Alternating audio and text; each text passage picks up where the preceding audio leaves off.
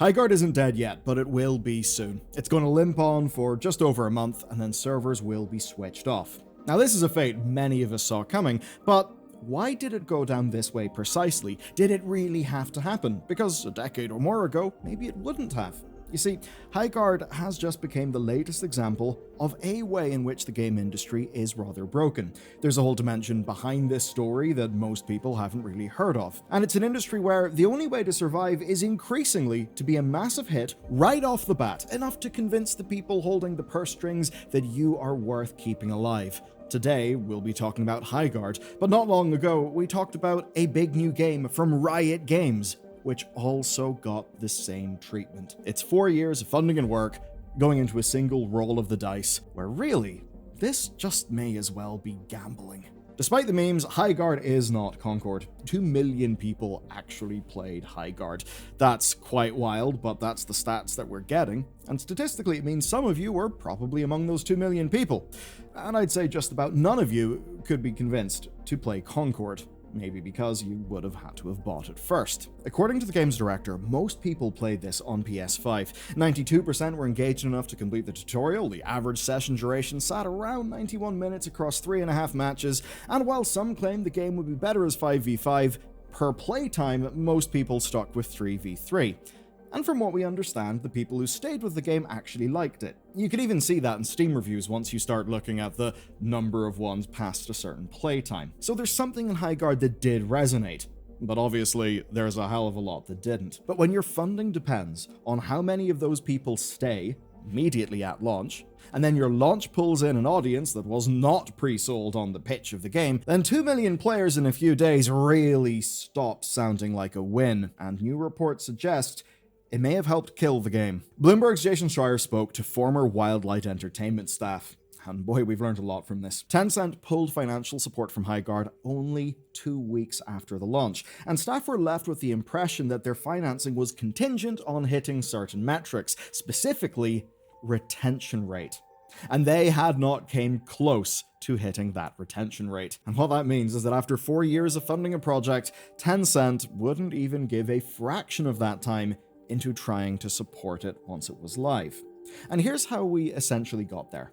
Wildlight's team quit Respawn Entertainment in the wake of Apex Legends' success, and they did so with promises of better profit sharing in future victories, because basically Apex was a big hit and they didn't really feel like the benefits of that trickled down to the actual people making the game. Now, they built Highguard in 2 years. They salvaged parts from a survival base builder that they'd shelved in 2021. And just like Titanfall, this would be a multiplayer game that could lead, eventually, to single-player efforts. They were apparently quite hyped about that. And just like so many other games from the early 2020s, they had funding from, amongst others, Tencent. Now, they were still an independent studio. They had freedom to build. That is, of course, just where their funding was coming from. That could mean the likes of, say, equity investment, but that still would have them being independent if they were still running their own company, which they were. Testing internally and externally on this game had led to optimistic feelings amongst staff, but looking back, they say they can see the blind spots. I'm pretty sure you and I can both guess what those were. They didn't test with players who weren't already bought into the pitch of their game, which does seem like a fairly fundamental error, but when you think about how this game is actually played, how reliant it is on communications, you can see how that could feed back into the design of the game and lead to serious oversights. But even though that is an issue, there is in a way a bit of a solution for it, and that is to only draw in players who are best suited to like a game like Highguard. Now, their plan was to do a shadow drop targeted at that audience, targeted at the people who really are into a game like that game. So an Apex Legends like launch, but leadership said that they never needed a, quote, Apex level of success to survive. The game director put things rather simply. Here's the quote: "When you're out of time and money, you have to release a game with the runway you have available and hope players will stick with you post-launch." This is kind of like a car crash in slow motion. You can see all the different contributing factors, all kind of careening towards each other. With Game Awards and all the ways in which this game ended up being brought to market, they ended up attracting way more people than the people who are like the people they tested the game on. And while it drove numbers that an indie could only dream of, it may have ended up doing more harm than good. because the launch flooded the game with players who had not been pre-sold on the pitch. People who found out about Highguard not because they saw a streamer play it and thought it looked cool or had a trailer resonate with them, but in many ways, people who saw the largest drama going on in the gaming space at the time and thought, come on, how can I not check out this almighty disaster, which may not have been good for this game's retention numbers. And as it turns out, those numbers were pretty damn important. Let's just use the Steam concurrent data. So Highguard lost 60% of its players from day 1 to day 2. Of course, this is based on just concurrency, so it's not literally them losing players, but it's the best number we got. We could say that's a 40% retention rate. By day 7, that is down to 13%. And to really drive that home, do you know which game has better retention than Highguard? Technically, Quantic Dream's MOBA, Spellcaster's Chronicles. Though admittedly, it's doing that from a peak of 888 concurrent players, which really isn't that great. Now, Tencent also do want high player numbers. They're not going to make decisions based purely on a retention percentage dropping. But retention and conversion, that means players turning into payers, is one marker that they will use to work out if an investment is still worthwhile. For a multiplayer game, those are the very first signs of whether it is going to work fundamentally. Now, Tencent promised funding for post-launch support as long as it met certain metrics. Day 1, day 7, day 30. If the trend isn't good, then there's a problem. Quite obviously, Tencent did not see good metrics and therefore walked away. And that's because they're not acting as a publisher here, not a traditional publisher. They are acting as financial speculators. It's a little bit different. Highguard and Wildlight are not a game and a studio to backers like Tencent. What they are financial instruments.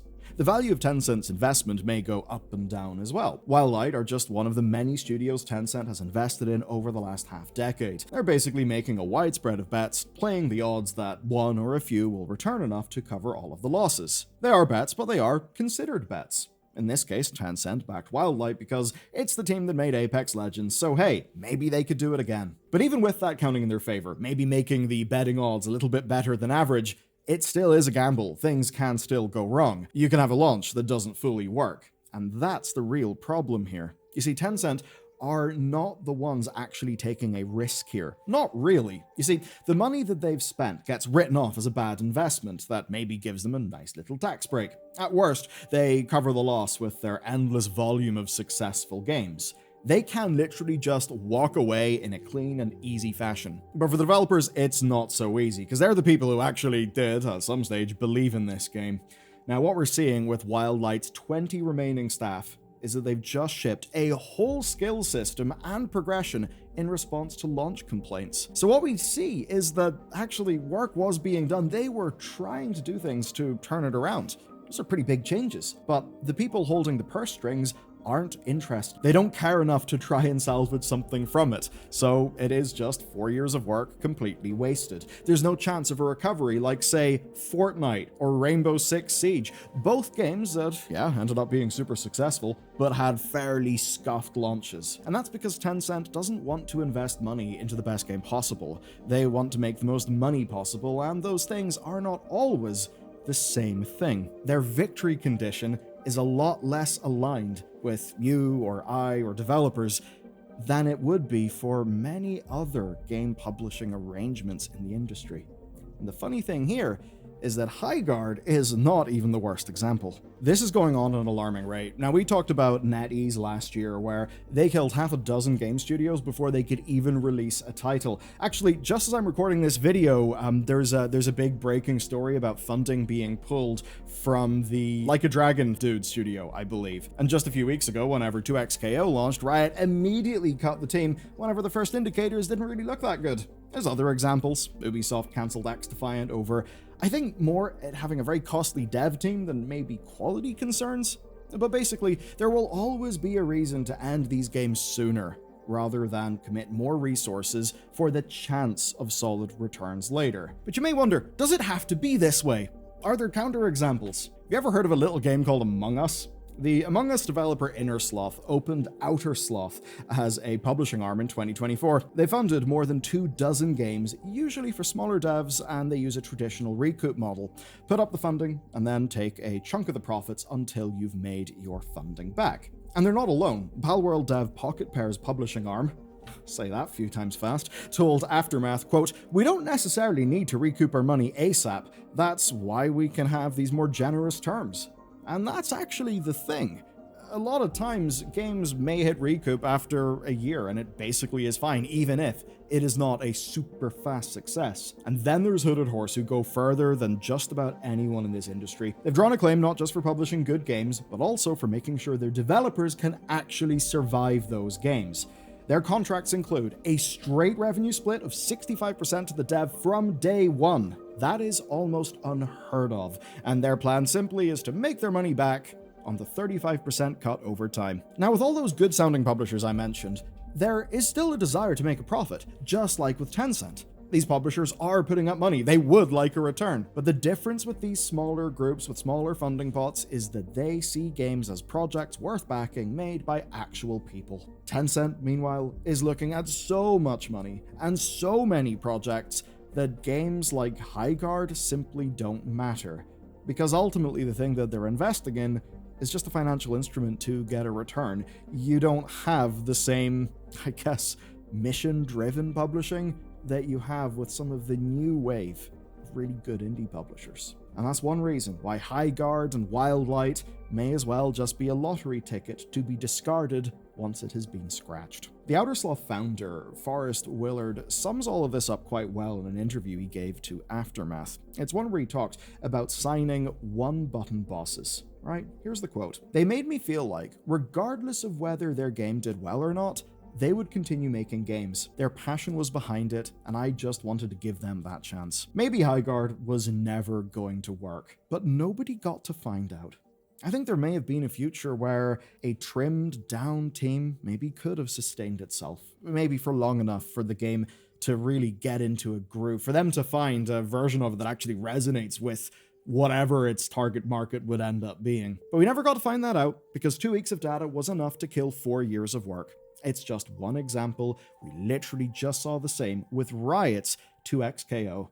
And maybe with 2XKO, it hits even harder, because the game itself is considered to be masterful in many ways, to actually be fantastic. So even when the game is good, but just maybe needs a little bit of work in some things to actually sort of spread and get those higher player numbers, even in a case where the core thing you really know is good, that's still not enough. That's just the increasingly sink or swim games industry that we are in today. And I don't like it. I don't think it's good for us. I don't think it's good for devs. I don't think it's good for games. But at least for now, on the big scales, it's the only one that we've got. We just have to be thankful that in the indie spaces, there are a small number of really good new publishers actually changing shit up. But there's a lot of shit publishers too, and well, let's just hope that they go bust and stop harming video games. That's only one way games are being harmed. Do you know what the other one is? Fake bullshit that actually made its way onto Metacritic. This next story is absolutely insane. It involves corporate entities gobbling up websites that you've heard of, gutting the staff, replacing them with bots. It's a whole crazy thing. You can learn about it in this video next.